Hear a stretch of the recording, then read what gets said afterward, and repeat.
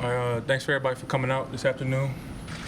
Every day, people asking me, if I'm going to the NFL, if I'm coming back to Pitt, and I got the answer today. And actually, I will be back at the University of Pittsburgh.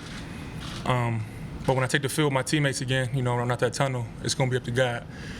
Unfortunately, the news just a few days ago, I actually been diagnosed with Hodgkin's lymphoma, which is a cancer. But I got a great staff with me. Dr. Marks, Dr. Maris, my whole medical staff at Pitt.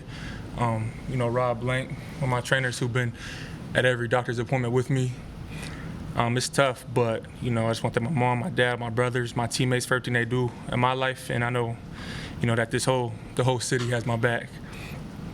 When I heard I got cancer, I was a little scared, but fear is a choice. I chose not to fear cancer. We're gonna fight it and we're gonna beat this thing. It's just. Told my teammates earlier today, they all got my back. Whole family got my back. Whole city of Pittsburgh. It's just. Like when I won the ACC Player of the Year award, I was like, why me? When I had, obviously great teammates who all could have took that award home. But now I got cancer, and it's why not me. Why can't I beat it? And so, there's so many people in this world this week, that I've told that they have cancer, and just want to let all of them know that we can beat them together. We can beat it together. We'll play football again. I got faith in Doc Marks right here. We'll be back at Heinz Field again. I have the best coaches and teammates in the country, and I just thank God I chose Pitt because now I got the best doctors in the country.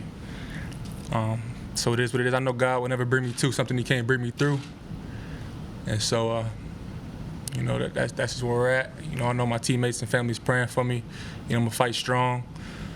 We watched the Eric Berry, a safety for the Kansas City Chiefs, actually with the same thing I got. And, he beat his. He's back on the field playing.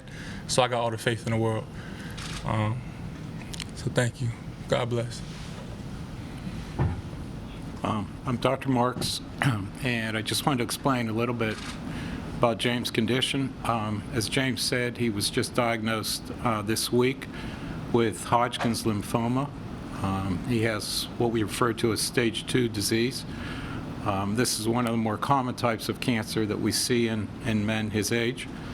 This is a highly curable cancer, and we are optimistic that James will be cured. He will receive chemotherapy that will start on Tuesday at the Lemieux Center in the Hillman. He will be treated every 2 weeks for 6 months with chemotherapy, and we are hopeful and optimistic that he will be cured and back on the playing field.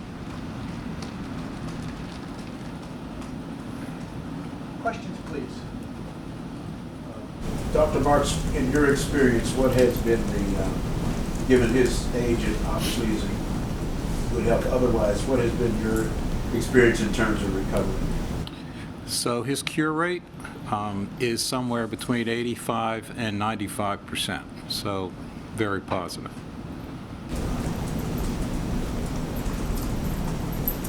James, have you noticed symptoms? How have you been feeling?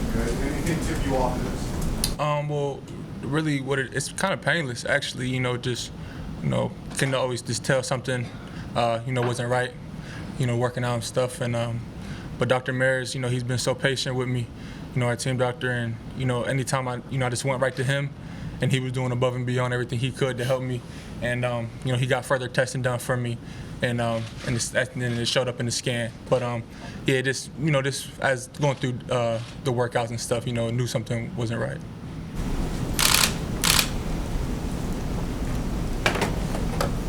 Where were you in your rehab from the knee injury, and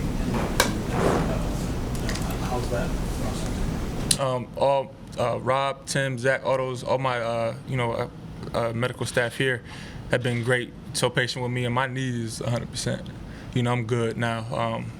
Been Coach Andrews, Coach Strapp, Coach Freddie, all those guys in the weight room too. I was doing my rehab with them, and everybody was just communicating, and everybody was on the same page, and so the knee feels great. So I'm thankful that that's behind me in the past now. So I'm only fighting one fight instead of fighting this knee instead of fighting just my knee too. Knee's just fine. James, how long did it take you to sort of adopt that fight fighting spirit after you heard the news? Quick, I knew so many, there's a lot of stories and people who've overcame this, and like I said, I know God not gonna bring me to something He can't bring me through. And so it wasn't long before I realized, okay, it is what it is. Ain't no point to just, continue, keep crying, or, it is what it is. And so it didn't take long at all for me to be up in good spirits. Can you get a chance to talk to other people who have had this same type of affliction?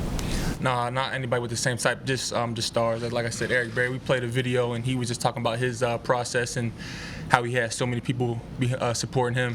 And like I said, I know all my teammates and all the staff here is going to be behind me 100%, so I'm not fighting this alone. So I haven't got to talk to anybody, face-to-face, one-on-one, but seeing this stories online and stuff, and very confident that we're going to be just fine. James, you mentioned your teammates, how important it is to see them all here. How much are you going to be leaning on them during this? Man, we're going to fight everything together.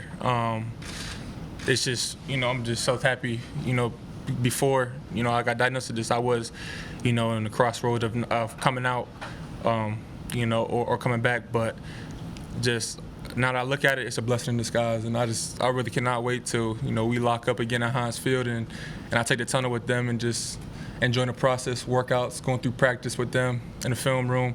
So I'm going to be leaning on them a lot. And so I'm just really thankful to have a whole nother year with them. It's going to be a lot of fun. Does anybody know at this point how the tumor involved, how large it is and where it is? So James has Hodgkin's involvement in 2 areas, which is why he has stage 2. So he has some lymph node enlargement in his neck as well as in his chest. He has what we refer to as a mediastinal mass in his chest, which is very common in Hodgkin's disease. Fortunately, last night he had a PET scan which showed no sign of it being anywhere else.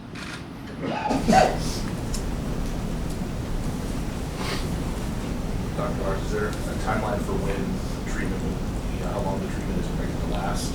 Yeah, so he's going to start on Tuesday, and the chemotherapy is on an every 2-week schedule, and that'll go on for 6 months. So 12 treatments, basically.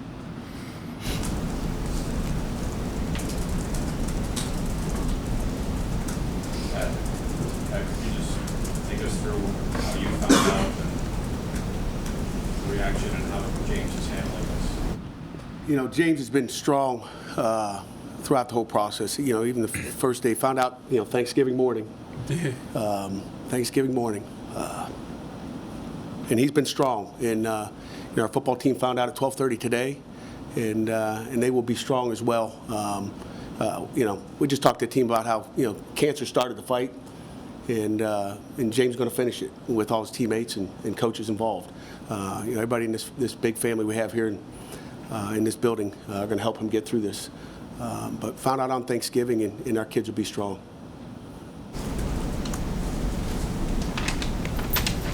Any additional questions? When you said when you heard it, everybody's going to have a reaction. Again, just kind of summarize with that word cancer. What do you think? Well, like I said, I thought, when I had tore my knee, that was the worst thing ever. But, football and everything is, going to take a back seat. And health is the most important thing right now. But, yeah, obviously nobody wants to hear that they got cancer. But I think, my brother, he called me a hero the other day when I was talking on the phone with him. And it's just this would be a greater story to tell. I feel like this against our odds, just starting all the way back in high school with, not having scholarships and coming here and, achieving what I did, and then having to go through a knee injury at the running back position and now cancer. So when it's all said and done, man, I think we're going to have a great story to tell. I'm just excited to tell that story. Kelly, what would you want James's fans to know and how he'll be supported by family and friends? He has all the support in the world. I couldn't ask for him to be in a better place.